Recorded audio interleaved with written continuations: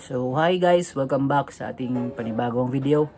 So dito guys sa video ko, yung video ko on how to remove. May nag-comment dito guys sa aking isa sa mga video. Ang comment niya is, Sir, paano po yung na-restricted yung account? May laman po. Ano po kaya pwedeng gawin para mailabas yung pera? So hindi niya ma-withdraw or ma-transfer yung pera niya sa Maya kasi yung Maya account niya is nagkaroon ng restriction. So ang gagawin mo dito ma'am is kailangan mo munang alamin or makipag-coordinate kailangan nyo munang makipag-coordinate sa Maya support through email or through via hotline nila. Pumunta lang kayo sa kanilang website sa Maya. Meron dun sa pinakababa or sa contact nila, meron dun yung hotline ng Maya.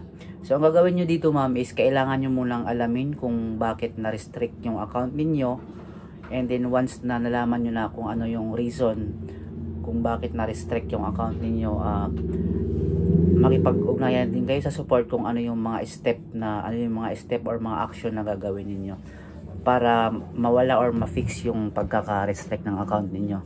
So for now, habang naka-restrict ang inyong account ay hindi nyo pwedeng i-transfer o withdraw ang inyong pera sa Maya.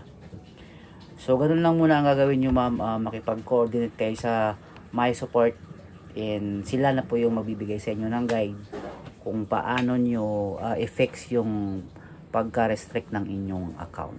So yun lang ma'am, thank you.